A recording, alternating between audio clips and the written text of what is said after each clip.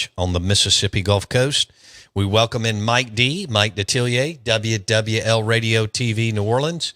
He joins us on the Farm Bureau Insurance guest line. Mike D, after the disaster in Carolina, with as many coaching changes as you've been through over the years, I don't guess you were surprised that the Saints brass let go of Dennis Allen yesterday. No, not really. It had not been their MO to do it mid-season on anything. But after losing to the worst team in the NFL, where does that place you? You really had no choice at that stage. And just seeing the reaction from players on the team, you really had to pull the plug on Dennis Allen. And you had no other choice also but to elevate Darren Rizzi. You know, Darren has been a kind of a live wire, no insulation, special teams coach, really sharp guy. Personality-wise is totally different than Dennis Allen. He's been a head coach at the collegiate level, got brought into the NFL by Bill Parcells, and he gets brought to the Saints by Sean Payton. And so, you know, he's a guy that, as a special teams coach, what a lot of people don't realize, you're involved with offensive and defensive players. That's right. To play on special teams, and even the quarterbacks. So, you know, he's going to give them a little oomph, I think, for a week or two. But I think the problems on this football team is much bigger than Dennis Allen. It's a personnel issue. And failed drafts, misses on a lot of early round picks, has caught up with this team. And you've gotten older, okay? Cam Jordan, Demario Davis, Tyrann Mathieu, core players gotten older. We know how successful Mickey Loomis has been and what he's meant to the franchise, but how much is on Mickey Loomis and his supporting cast, Mike D? Mickey has always said, I have the final voice with the Saints on any move. If it's personnel, finances, whatever, he's the final voice. So a lot of it falls on him. He is also one of the executors of Gail Benson and Tom Benson's will. So, you know, got a lot of fans, well, get rid of Mickey Loomis. You don't understand. He is part of this structure with Gail Benson and Dennis Lauscher, who is the head financial guy for the Benson family. Mickey Loomis will leave on his own terms. He won't leave on your terms. And so a lot of it falls certainly on Mickey. It has come to him. And I think there's some realization that this is not going to be a quick fix rebuild. It's going to take a while. So I agree with you, Bo. It falls a lot on his shoulders. And along with Jeff Ireland, you know, he's director of college personnel. He's the guy that's giving you the information on these college players. Other than 2017, you got nothing to hang your hat on. I get this. We're visiting with Saints insider Mike Detillier. He joins us on the Out of Bounds show. Dennis Allen fired yesterday morning. Some would say he was fired a long time ago.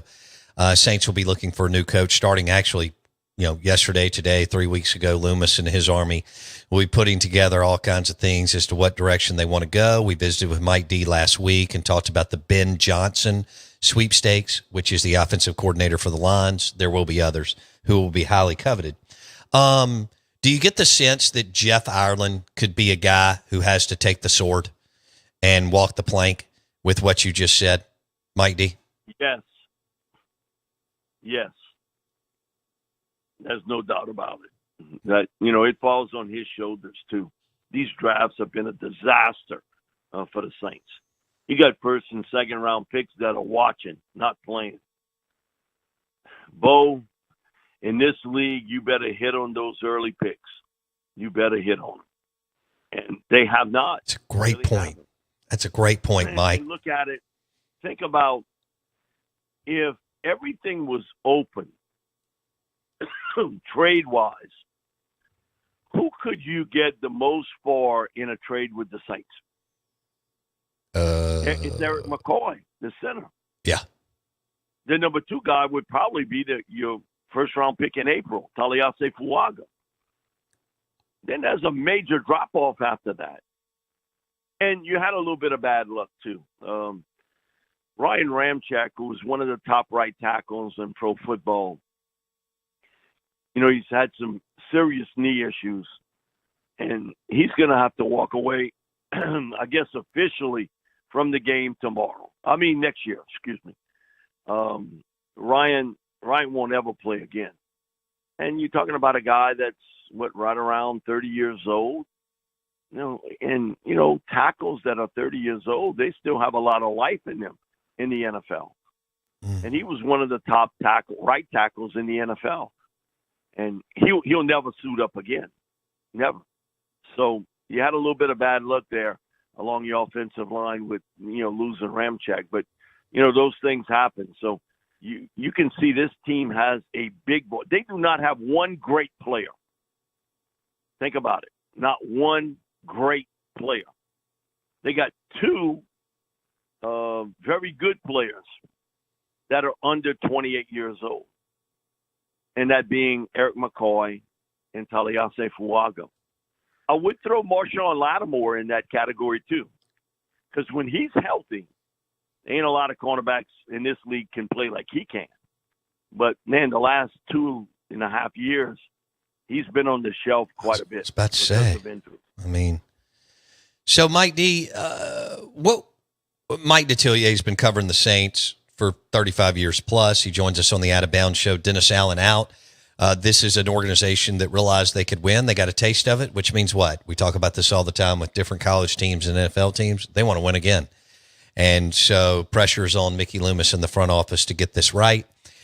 Mike joins us on the Farm Bureau Insurance guest line. Show is brought to you by Subway at Grants Ferry. Cater your next ball team's lunch or dinner at Subway at Grants Ferry. Mike D, this is hard to do in the NFL. The competition, the players are so good. Saints can beat a lot of teams too. Do you tank, or Bo? There's no such thing. These guys are gonna prepare and play to win. How does it go from here on out?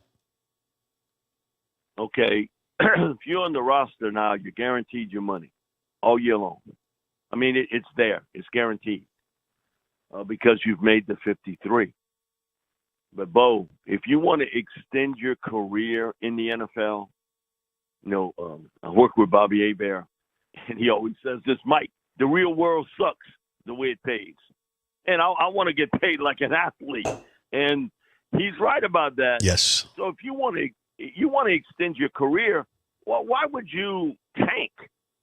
I don't get that part of it. Your reputation as a player is on the line. And if you want to end your career, hey, then tank. But you're not playing anymore. Those 31 other teams watch every play.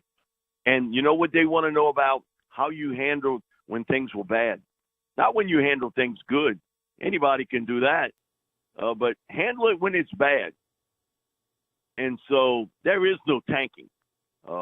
You might play bad, but there is no tanking in the NFL.